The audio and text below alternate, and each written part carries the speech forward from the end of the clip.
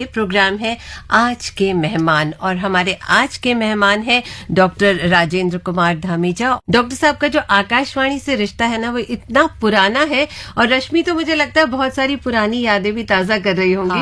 Doctor साहब का पहले स्वागत कर लेते हैं। बिल्कुल स्वागत करते हैं।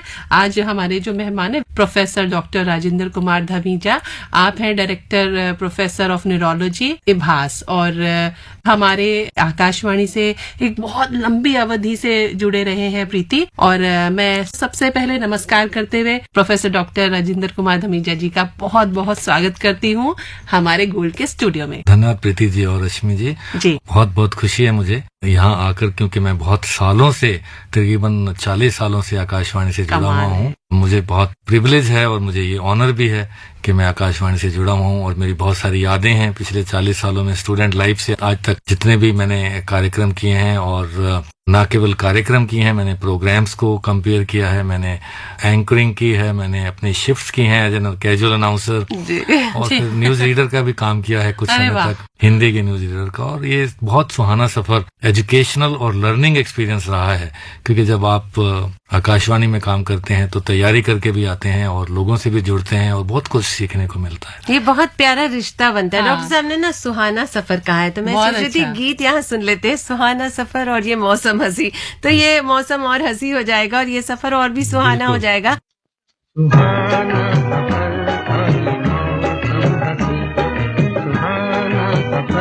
और ये मौसम हंसी, हमें डर है हम खो न जाए कहीं। सुहाना सफर और ये मौसम हंसी।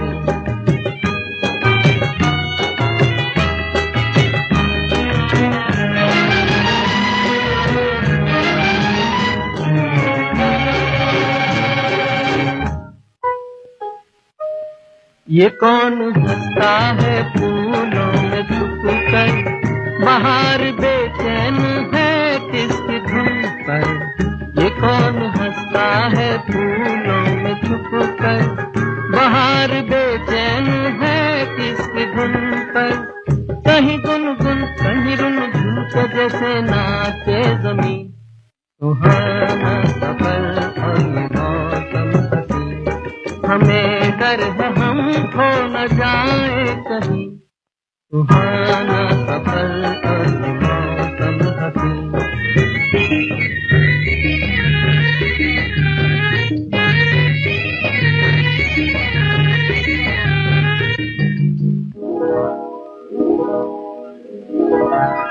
ये गोरी नदियों का चलना उछल कर, तो जैसे अल्हड़ चले पीछे मिलकर। ये गोरी नदियों का चलना उछल कर, तो जैसे अल्हड़ चले पीछे मिलकर। प्यारे प्यारे ये नजारे निखार है हर कहीं। सुहाना सफर और ये मौसम हंसी, सुहाना सफर और ये मौसम हंसी, हमें डर है हम खो न जाए कहीं। सुहाना सफर और ये मौसम हंसी।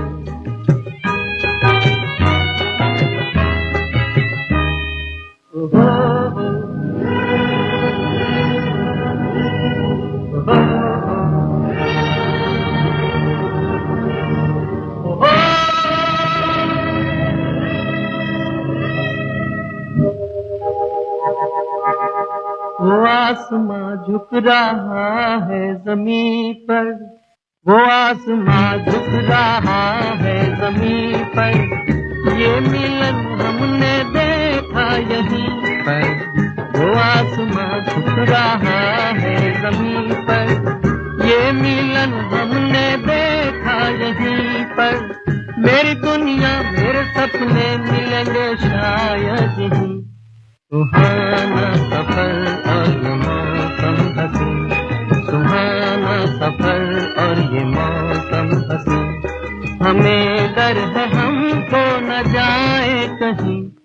सुहाना सफर और ये मौसम हंसी, सुहाना सफर और ये मौसम हंसी। वाकई में सफर बिल्कुल सुहाना हो रहा है। स्टूडियो में हमारे साथ प्रोफेसर डॉक्टर राजेंद्र कुमार धमीजा जी, और आप प्रोफेसर ऑफ न्यूरोलॉजी इभास के हैं और institute of human behaviour and allied sciences हम कहते हैं, अगर हम विस्तार से कहें तो। कभी ऐसा होता है कि जब हम शॉर्ट फॉर्म कहते हैं तो लोग सोचते हैं अच्छा ये क्या है, लेकिन मुझे लगता है कि इभास बोलने से सब समझ जाते हैं ना, लेकिन एक इन्फॉर्मेशन तो बिल्कुल बनती थी, क्योंकि ये बहुत बड़ा हॉस्पिटल है और ये प्रीमियर इंस्टीट्यूट है न्यूरो साइकेट्री के क्षेत्र में। और ये पहले शहादरा का मेंटल हॉस्पिटल हुआ करता था, 1966 से ये है, और अब 1994 से जो है ये institute of human behaviour and allied sciences जो है उसके नाम से जाना जाता है। और ये एशिया में लार्जेस्ट हॉस्पिटल है in terms of number of patients जो हमारे आते हैं रोज के।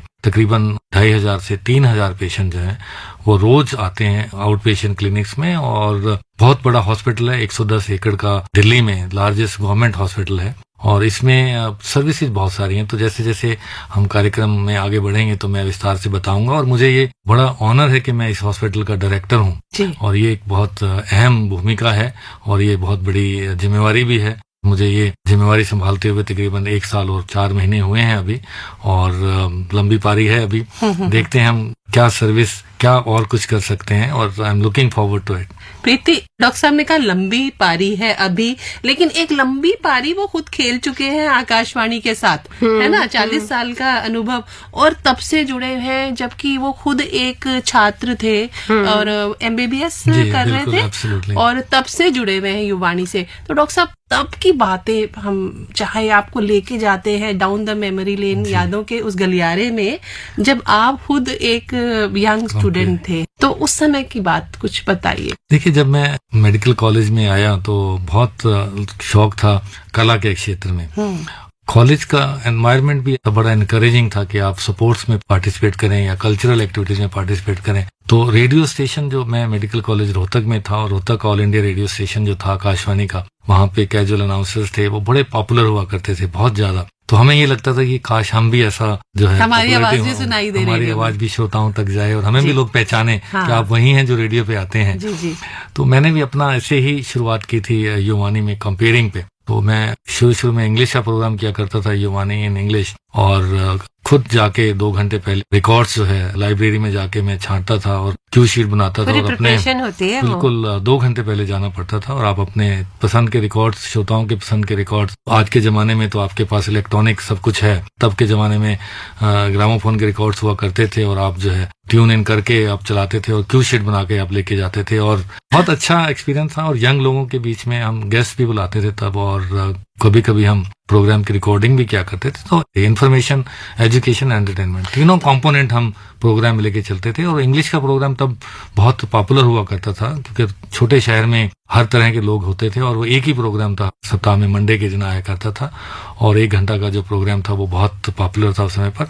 धीरे धीरे फिर उसके बाद और अपॉर्चुनिटीज मिली आकाशवाणी में जुड़ने के बाद, और निखार आता है, और फिर आप और कुछ करते हैं, वहाँ के लोग भी आपको जो एनकरेज करते हैं और मोटिवेट करते हैं और आपको सपोर्ट करते हैं। आकाशवाणी ने मुझे सपोर्ट किया, और इसके साथ साथ थोड़ा थोड़ा आपकी इनकम भी होती है। मेरा जो शुरुआती जो प्रोग्राम था वो 75 रुपीज मुझे मिलते थे हर प्रोग्राम के। उस समय पर 75 रुपीज भी बहुत हुआ करते थे कि महीने में आपको 300 रुपए मिलते हैं, तो आपको प्रैक्टिकली मेस का खर्चा पूरा जो है आकाशवाणी ही चलाता था।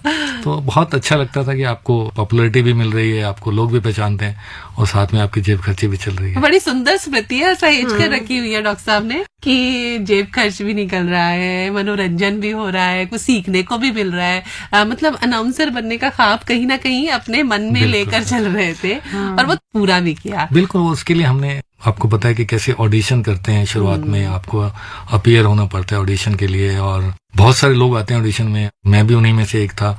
और ऑडिशन टेस्ट युवानी के लिए क्लियर किया, फिर उसके बाद कैजुअल अनाउंसर के लिए अलग से ऑडिशन टेस्ट किया, न्यूज रीडर के लिए अलग से किया। तो डिफरेंट स्टेजेस पे हमने जो है वो पार की जो सीढ़ियां हैं, तो एमबीबीएस में मैंने ज्यादातर ये युवानी के प्रोग्राम किया, पर धीरे धीरे लास्ट के जो इंटर्नशिप के दिनों में मैंने कैजुअल अनाउंसिंग का काम किया और बड़े अच्छे से काम किया। महीने में 6 शिफ्ट में किया करता था, शाम की 5 से लेकर 10 बजे तक की रात की शिफ्ट जो है मैं करता था। मेरे मन में पता क्या ख्याल आ रहा है कि जो आकाशवाणी से शुरुआत करते हैं वो बहुत दूर तलक जाते हैं, बहुत दूर तलक जाते हैं, जैसे कि हवा में खुशबू फैल जाती है। ऐसे कहीं ना कहीं अभी डॉक्टर आर.के. धमीजा जो उनके पेशेंट्स हैं, उनके जिंदगी में कहीं ना कहीं एक जिसे कहते हैं ना निरोग रहने का मंत्र जो है अभी भी उनको दे रहे हैं, उनके स्वास्थ्य का। एक डॉक्टर के लिए बहुत इंपॉर्टेंट है कि अपने मरीजों को भी पढ़ाएं वो। हाँ। एक डॉक्टर एक टीचर भी होता है जी। और पेशेंट को जब आप देखते हैं और अगर आप खूब बीमारी के बारे में समझाते हैं और जागरूक करते हैं तो वो अपनी देखभाल अच्छे से कर सकते हैं। उन्हें समझ में आता है। दवाइयों के साथ साथ वो अपनी देखभाल खुद करे तो बहुत अच्छा है। और बहुत सारे पेशेंट जो हैं वो इतना सीख जाते हैं कि जैसे फॉर एग्जांपल डायबिटीज के पेशेंट्स हैं या एपिलेप्सी के पेशेंट्स हैं, वो उनको उस बीमारी के बारे में बहुत कुछ पता होना भी चाहिए और हो भी जाता है। तो वो लोग जो हैं अच्छे से जो अपना इलाज करते हैं और बीमारी से बचते भी हैं और दूसरों को भी ज्ञान देते हैं। एक गीत सुन लेते हैं।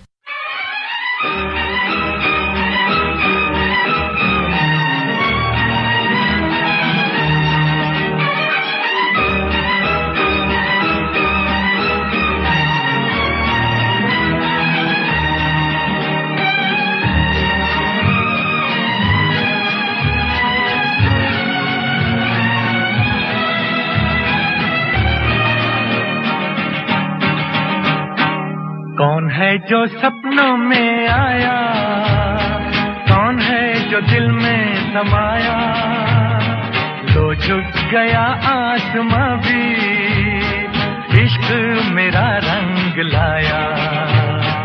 कौन है जो सपनों में आया, कौन है जो दिल में समाया, तो झुक गया आसमां भी इश्क मेरा रंग लाया। ओ प्रिया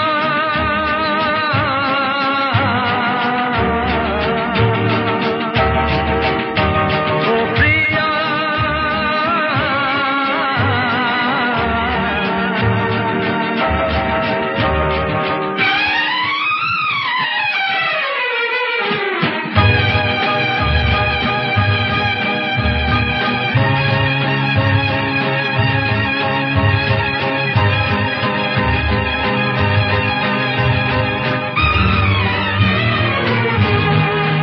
जिंदगी के हर एक मोड़ पे मैं गीत गाता चला जा रहा हूँ।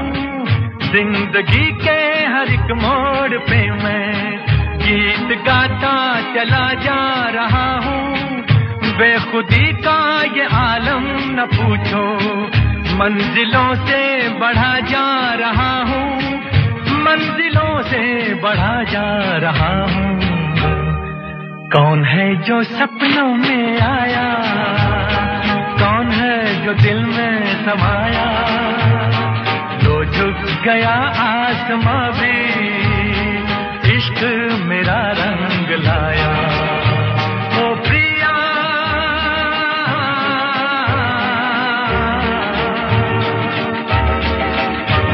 ओ प्रिया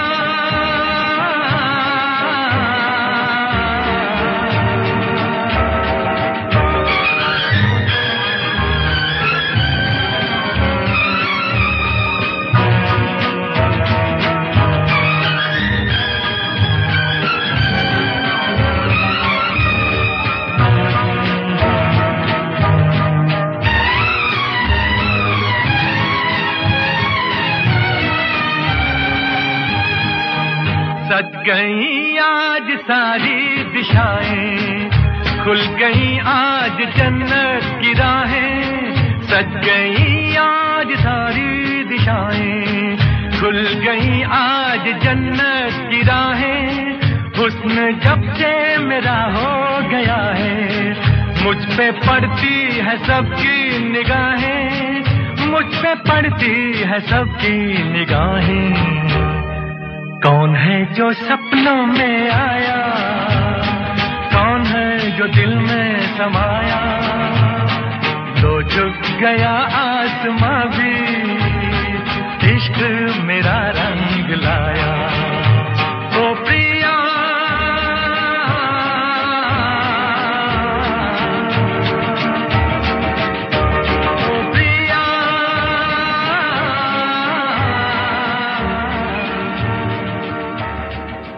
डॉक्टर साहब, important। न्यूरोलॉजी आपका सब्जेक्ट था जो आपने खुद सेलेक्ट किया, क्योंकि ये तो थोड़ा ऑप्शनल होता है ना कि आपको मिल क्या रहा है, तो ये आपकी चॉइस थी या कुछ और सोच थी? नहीं, ये जो मेरे पहले टीचर थे, जब मैंने एमबीबीएस करने के बाद एमडी में जब एंटर में हुआ, एमडी मेडिसिन जिसको हम बोलते हैं, तो उसमें जो मेरे गाइड थे, जो मेरे मेंटोर थे, वो न्यूरोलॉजिस्ट थे। अच्छा। और उन्होंने मेरा जो पहला डिसर्टेशन था या थीसिस था वो न्यूरोलॉजी में कराया, तो तब से मेरा इंटरेस्ट न्यूरोलॉजी में पैदा हुआ। और तो वो पब्लिकेशन जब आपके हाथ में आती है, जो कि पूरे वर्ल्ड में पबमेड में आती है, तो आपको बहुत इनकरेजमेंट मिलती है, बहुत मोटिवेशन मिलता है।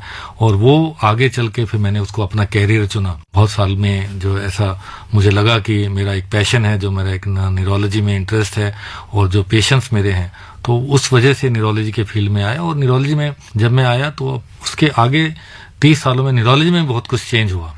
पहले न्यूरोलॉजी एक ऐसा फील्ड था जिसमें हम लोग ये मानते थे कि आप एज ए न्यूरोलॉजिस्ट बीमारी को पकड़ लेते हैं, डायग्नोज कर लेते हैं, लेकिन इलाज कोई नहीं करते हैं, इलाज नहीं है। लेकिन देखा है हमने पिछले 30 सालों में बहुत सारे नए नए इनोवेशंस हुई हैं, बहुत सारी नई नई डिस्कवरीज हुई हैं, बहुत सारी नई दवाइयां आई हैं, बहुत सारी नई इंटरवेंशंस हुई हैं।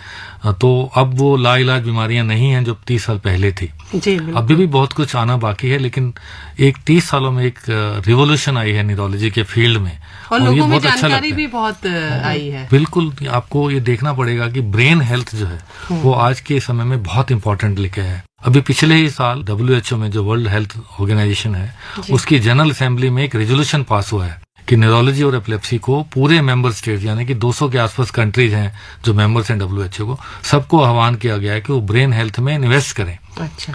ब्रेन हेल्थ में इन्वेस्टमेंट करने का मतलब है कि आपकी जो पॉपुलेशन है वो हेल्दी है और बड़ी प्रोडक्टिव है। वो भी एक इन्वेस्टमेंट है कि आप अपने लोगों में सेहत की इन्वेस्टमेंट कर रहे हैं। तो ब्रेन हेल्थ को प्रायोरिटी मिली है पिछले कुछ सालों में, नॉट केवल इंटरनेशनल लेवल पर हमारे देश में भी। तो बहुत कुछ जो है आना बाकी भी है और लोगों में जागरूकता बढ़ी है। लोग अब सिर्फ फिजिकल फिटनेस पे ध्यान नहीं दे रहे हैं, वो कॉग्निटिव फिटनेस पे भी ध्यान देते हैं। तो ये बहुत इंपॉर्टेंट है कि आपको अपनी फिटनेस पे ध्यान देना है कि आपका ब्रेन हेल्दी रहे। अगर आपका ब्रेन है तो ये सुपर कंप्यूटर है, सारे शरीर को चलाता है वो। अगर आपका ब्रेन ठीक है और हेल्दी है तो शरीर हेल्दी है। देयर इज नो हेल्थ हम विदाउट। कभी-कभी कहते हैं कि दिल की तो सुनते हैं, दिमाग की भी सुना दिमाग करो। की भी सुना करो। हाँ। और दीदी, एक बात मेरे दिमाग में आई, जैसे अभी डॉक्टर साहब ने एक बात की आपकी ना, बात जागरूकता सुनेंगे, की। लेकिन पहले गाना बजा हाँ, लें। पहले गाना सुन लो और दिल की फिर बात मेरी सुन बात लेते सुनना। हैं। दिल की ही बात दिल सुनते की हैं। बात सुन लेते हैं, गाना सुन लेते हैं। ये दिल और उनकी निगाहों के साए, ये दिल और उनकी निगाहों के साए, ये दिल और उनकी निगाहों के साए मुझे घेर लेते हैं बाहों के साए, मुझे घेर लेते हैं बाहों के साए।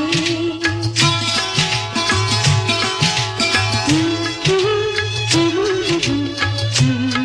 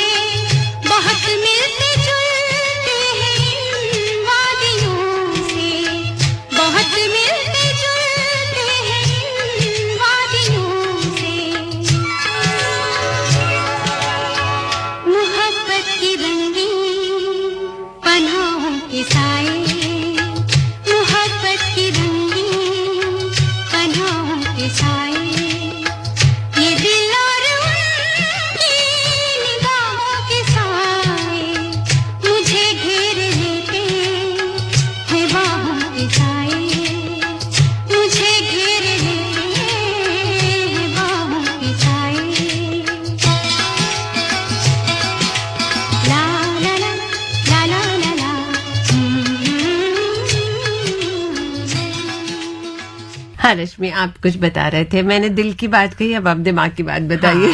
नहीं, ये कुछ कुछ दिल की बात भी है। वो ये है, अभी डॉक्टर साहब ने कही भी जागरूकता की बात, और उससे पहले कहा था कि मैं कैजुअल अनाउंसर बन गया। तो एक अनाउंसर जो होता है वो बड़ा अच्छा कम्युनिकेटर होता है, बातचीत करना उसको आता है, अपनी बातों को कैसे श्रोता के दिल में पहुंचाया जाए, दिमाग में पहुंचाया जाए, बहुत अच्छे से सीखता है। तो डॉक्टर साहब, जैसे आप रोगियों से बात करते होंगे और आपका इतना लंबा अनुभव है 40 साल का, कहीं ऐसा लगता है कि आकाशवाणी से जो आप कहते थे बातें और सामने रोगी से बात करते हैं, तो आपको कहीं ना कहीं वो ट्रेनिंग काम आती है? उनको पता है कि डॉक्टर दमीजा अगर समझाएंगे वहाँ के वापस आकाशवाणी पे लेके आइए आपको। नहीं, बिल्कुल, मैं तो बहुत मानता हूँ कि आकाशवाणी बहुत योगदान है मेरे कैरियर में भी। जी। और शुरू में जब मैं आया तो मेरे जो सीनियर्स थे और पर्टिकुलरली जो प्रोफेशनल अनाउंसर थे, तो उन्होंने बहुत कुछ सिखाया कि आपकी आवाज में क्या स्पीड होनी चाहिए, किस गति से आप बोलना चाहिए, कितनी वॉइस में मॉड्यूलेशन होनी चाहिए, और समय के साथ कैसे आपको इम्पैक्टफुल वॉइस में आपने बोलना है। किन्हीं का नाम याद आ रहा है? एक रूप चांदनी खुराना मेरी मैडम थी, जो रोहतक में बहुत पॉपुलर हुआ करती थी वहाँ पे, और एक श्याम सुंदर जो थे वहाँ पे फुल टाइम अनाउंसर थे, 2 रेगुलर अनाउंसर थे फुल टाइम, और बाकी सभी हम लोग कैजुअल अनाउंसर थे। तो वो दोनों जो है हमें पढ़ाते थे, और बहुत कुछ उन्होंने प्रैक्टिकल स्किल्स दी, ना केवल आपकी आवाज में और आपके कम्युनिकेशन स्किल्स में, बल्कि उन्होंने ये भी सिखाया कि आपको जुड़ना कैसे है, कि आपकी बात जो है इफेक्टिव कैसे रहे, इम्पैक्ट कैसे पड़े। तो ये चीजें बाद में मेरी प्रैक्टिस में बहुत काम आई मुझे। मरीज की लैंग्वेज में, मरीज की भाषा में जो उसको आसानी से समझ आ सकती है, उस भाषा में कैसे इफेक्टिवली कम्युनिकेट करना है। तो इसमें आकाशवाणी का बहुत योगदान है। और न्यूरोलॉजी हो या साइकेट्री हो, जिसको मेंटल हेल्थ बोलते हैं, जो हमारा हॉस्पिटल है जिसका मैं आजकल डायरेक्टर हूँ, उसमें कम्युनिकेशन बहुत इंपॉर्टेंट है। खासकर मेंटल हेल्थ में तो बात ही करनी है मरीज से आपको, बातचीत से ही आपको जो है उसकी डायग्नोसिस बनानी है, बातचीत से ही उसको ठीक करना है, चाहे वो काउंसलिंग की स्किल्स हो, चाहे वो डायग्नोस्टिक स्किल्स हो। तो बातचीत बहुत इंपॉर्टेंट है, कम्युनिकेशन बहुत इंपॉर्टेंट है, और आकाशवाणी जो है कम्युनिकेशन का एक बहुत बड़ा सोर्स है। यानी कहीं ना कहीं वो एक दूसरे को कॉम्प्लीमेंट करती। बिल्कुल, मैंने शुरू में कहा कि एक लर्निंग एक्सपीरियंस रहा है मेरे लिए। जी। एक गीत सुन लेते हैं। हवा के साथ साथ, अरे रे, घटा के संग संग, संभलना। हवा के साथ साथ, घटा के संग संग, ओ साथी चल, मुझे लेके साथ चल तू, यूं ही दिन रात चल तू, संभल मेरे साथ चल तू, ले हाथों में हाथ चल तू, ओ साथी चल, मुझे लेके साथ चल तू, यूं ही दिन रात चल तू, संभल मेरे साथ चल तू, ले हाथों में हाथ चल तू, ओ साथी चल।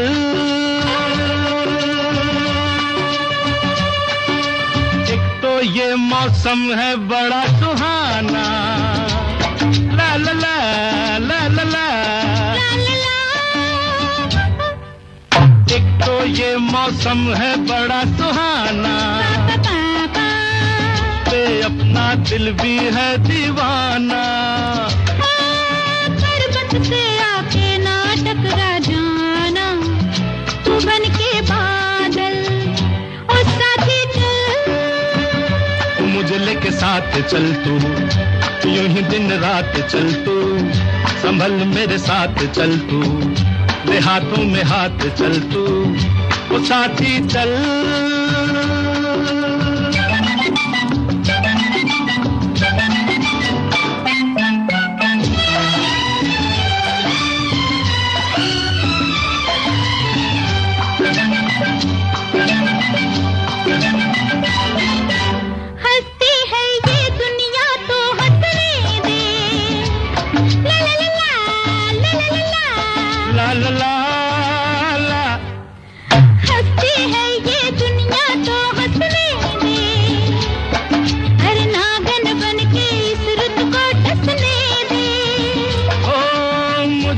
अपनी आंखों में बसने दे, तू बन के काजल, ओ साथी चल, मुझे लेके साथ चल तू, यूं ही दिन रात चल तू, संभल मेरे साथ चल तू, ले हाथों में हाथ चल तू, ओ साथी चल।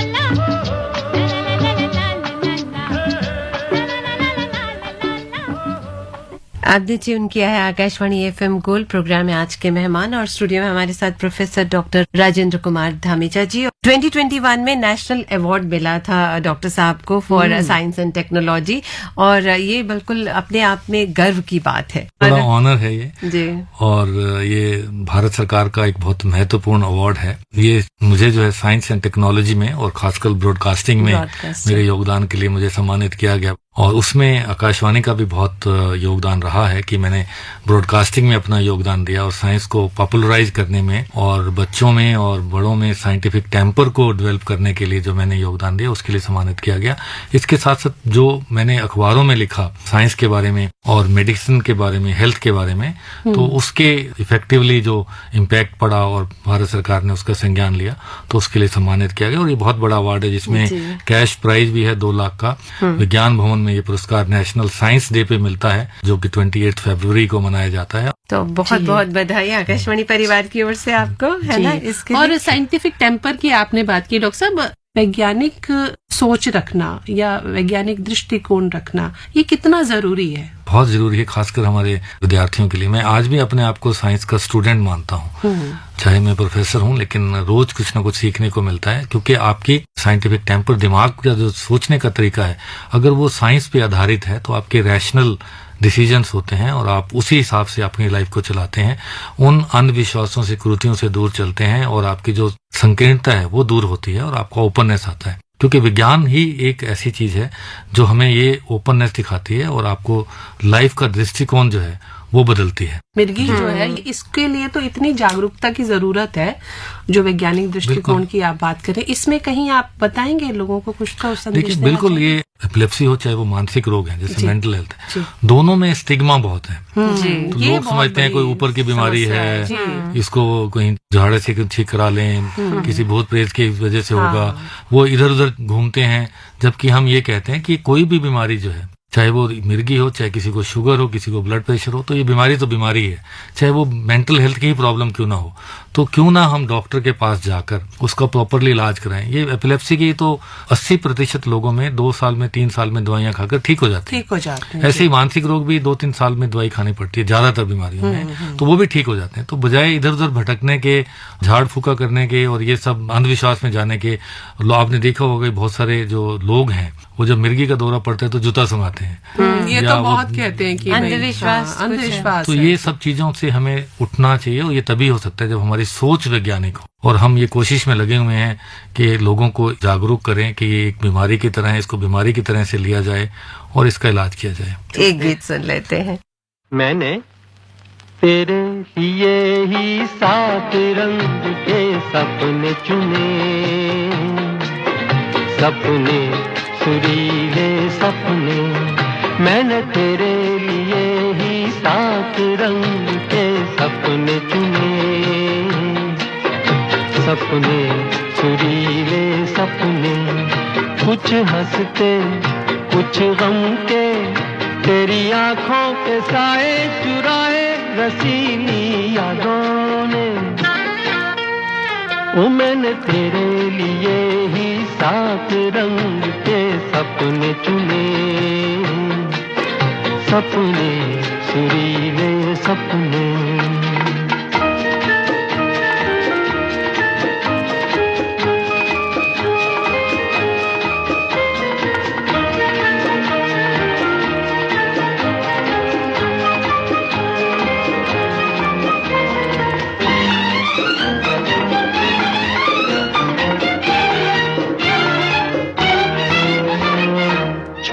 बातें, छोटी छोटी बातों की है यादें बड़ी, भूले नहीं बीती हुई एक छोटी घड़ी। छोटी बातें, छोटी छोटी बातों की है यादें बड़ी, भूले नहीं बीती हुई एक छोटी घड़ी। जन्म जन्म से आंखें बिछाई तेरे लिए इन राहों ने, ओ मैंने तेरे लिए ही सात रंग के सपने चुने, सपने सुरीले सपने।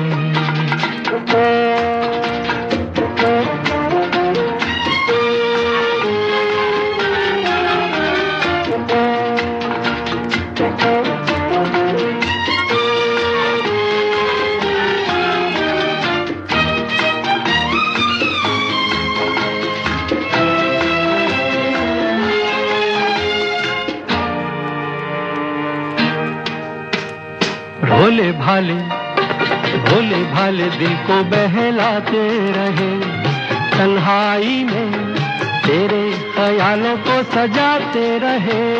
भोले भाले, भोले भाले दिल को बहलाते रहे, तन्हाई में तेरे ख्यालों को सजाते रहे। कभी कभी तो आवाज देकर मुझको जगाया ख्वाबों ने, ओ मैंने तेरे लिए ही सात रंग के सपने चुने,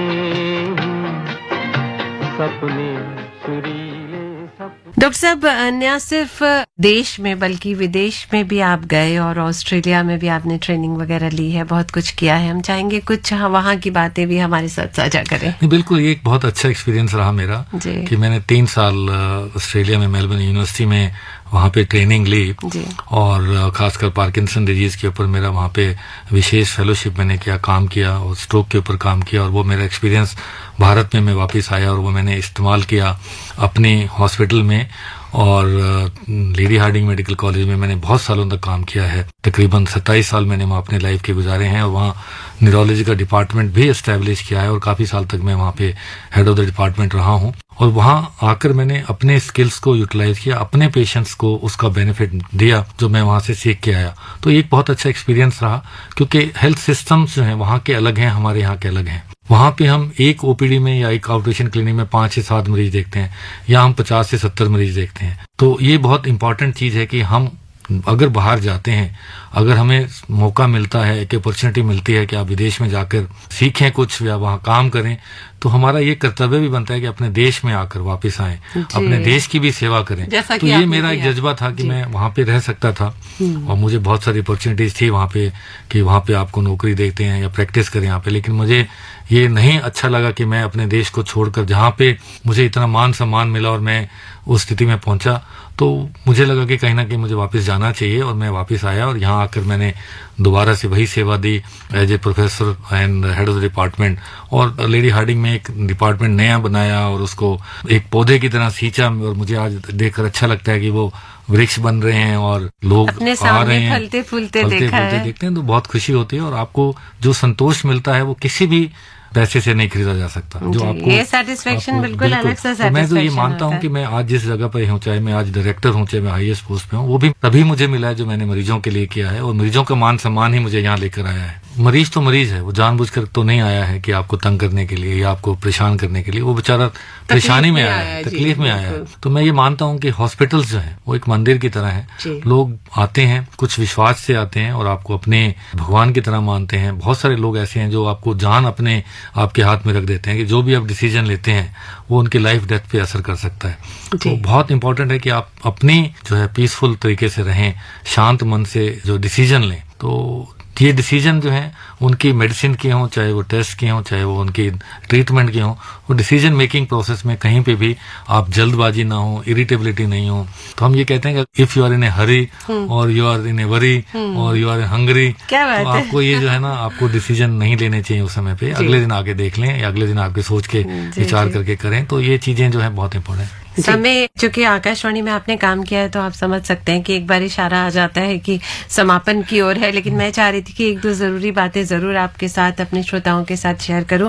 डॉक्टर साहब ने रिसर्च में काम किया है, टीचिंग में काम किया है, पब्लिक हेल्थ में बहुत सारा काम किया है, यहाँ तक कि माननीय प्रधानमंत्री जी के पर्सनल फिजिशियन भी रहे। माननीय प्रधानमंत्री श्री अटल बिहारी वाजपेयी जी के साथ मैंने उनका एडिशनल पर्सनल फिजिशियन रहा हूँ मैं 4 साल तक, और मैंने बहुत कुछ सीखा उनसे, बहुत कुछ सीखा। और उन्होंने मुझे एक बात का जो है मैसेज बहुत अच्छे तरीके से दिया जो मैं कभी जिंदगी में नहीं भूल सकता, कि उन्होंने मुझे कहा कि चुप रहने की कला का भी अभ्यास करना पड़ता है। तो मतलब एक बात करने वाला अनाउंसर, एक डॉक्टर, उसको ने चुप रहना भी सीखा। वाह, चुप रहने की कला का अभ्यास भी करना पड़ता है, तो बहुत इम्पोर्टेंट है। कहते हैं ना मौन रहे, ये बहुत डिफिकल्ट है, कुछ ना बोले। बिल्कुल, बोलने के लिए तो जो है आप 2 साल में बोलना सीख लेते हैं, लेकिन चुप रहना सीखना जो है आदमी को 60 साल तक भी नहीं आता है। श्रोताओं के साथ जुड़ना वो बहुत इम्पोर्टेंट है, चाहे उनका मनोरंजन हो, चाहे वो उनके ज्ञान वृद्धि हो, चाहे वो उनके लिए इन्फॉर्मेशन हो, तो बहुत इम्पोर्टेंट है। और आप अपना कर्तव्य जो इतनी पूर्णता से निभाते हैं और इतनी निष्ठा से निभाते हैं, और ये मुझे लगता है कि आज के टाइम पे फिर एक बार रिजुवनेट हुआ है। हमारे माननीय प्रधानमंत्री मन की बात करते हैं, कितना इफेक्टिव कम्युनिकेशन है, कितना इफेक्टिव मैसेज आता है और कितनी रीच है उसकी, कितना इम्पोर्टेंट भारत के कोने कोने पर उनकी जो मन की बात का कार्यक्रम है, इतना रोचक, इतना इन्फॉर्मेटिव, और कितने लोगों को वो लेके आते हैं। जब बातचीत करते हैं, एक आम आदमी से बात करते हैं। मैंने नोटिस किया है रश्मि कि उस दौरान कोई कुछ नहीं सुनता, सिर्फ वही सुनता है, चाहे वो घर पे हो, बाहर हो, क्योंकि अब तो मोबाइल में सब कुछ आपको सुनाई देता है। अगर आप बाहर भी जा रहे हैं तो भी ट्यून करते हैं। These are the proud moments we should celebrate. एक गाने के साथ सेलिब्रेट कर लेते हैं। जाने कहाँ मेरा जिगर गया जी, अभी अभी यही था किधर गया जी, किसकी यादाओं पे मर गया जी, बड़ी बड़ी अखियों से डर गया जी। अरे जाने कहाँ मेरा जिगर गया जी, अभी अभी यही था किधर गया जी, किसकी यादाओं पे मर गया जी, बड़ी बड़ी अखियों से डर गया जी।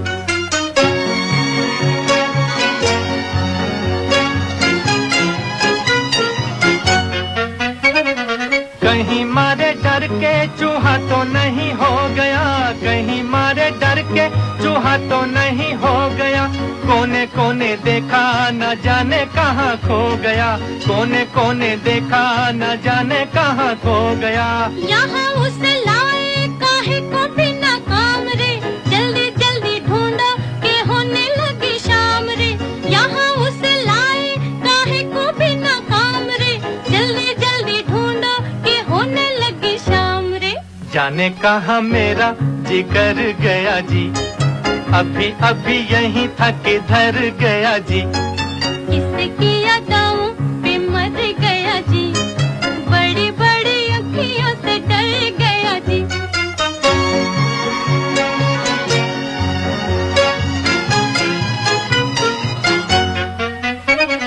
कोई उल्फत की नजर जरा फेर दे, कोई उल्फत की नजर जरा फेर दे, ले ले 2-4 आने जिगर मेरा फेर दे, ले ले 2-4 आने जिगर मेरा फेर दे।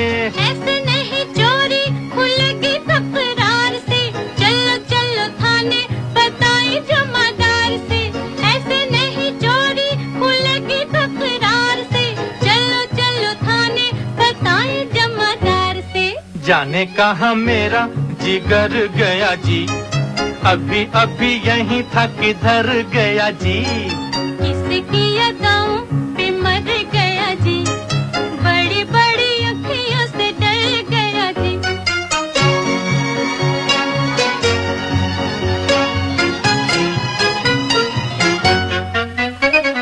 सच्ची सच्ची कह दो दिखाओ नहीं चाल रे, सच्ची सच्ची कह दो दिखाओ नहीं चाल रे, तूने तो नहीं है चुराया मेरा माल रे, तूने तो नहीं है चुराया मेरा माल रे। बातें हैं नजर की, नजर से समझाऊंगी, पहले पढ़ो पैया तो फिर बतलाऊंगी। बातें हैं नजर की, नजर से समझाऊंगी, पहले पढ़ो पैया तो फिर बतलाऊंगी। जाने कहाँ मेरा जिगर गया जी, अभी अभी यही था किधर गया जी। किसे किया गाऊं पे मर गया जी, बड़ी बड़ी अखियों से डर गया जी। अरे जाने कहाँ मेरा जिगर गया जी, अभी अभी यही था किधर गया जी। किसे किया गाऊं पे मर गया जी, बड़ी बड़ी अखियों से डर गया जी। डॉक्टर साहब आपका बहुत बहुत धन्यवाद करना चाहेंगे आज आकाशवाणी के स्टूडियो में आने के लिए और गोल्ड को इतना और खूबसूरत बनाने के लिए अपनी बातों से। बहुत बहुत आपका और भी प्रीति, बहुत कार्यक्रम तो आज के मेहमान है, लेकिन मुझे लग नहीं रहा मेहमान, मुझे लग रहा है आकाशवाणी परिवार के एक सदस्य हमारे साथ बैठे हुए। बहुत बहुत धन्यवाद आपका। Thanks for having me here. मुझे बहुत अच्छा लगा और आपने मेरी पुरानी यादें भी पुनर्जीवित की हूँ, जो बहुत पुरानी मेमोरी लेन में लेके गए मुझे। Once again thank you for having me. हम लोग भी बहुत आभारी हैं डॉक्टर साहब। Thank you so much doctor साहब। Thank you. प्रीति और रश्मि को दे इजाजत। नमस्कार।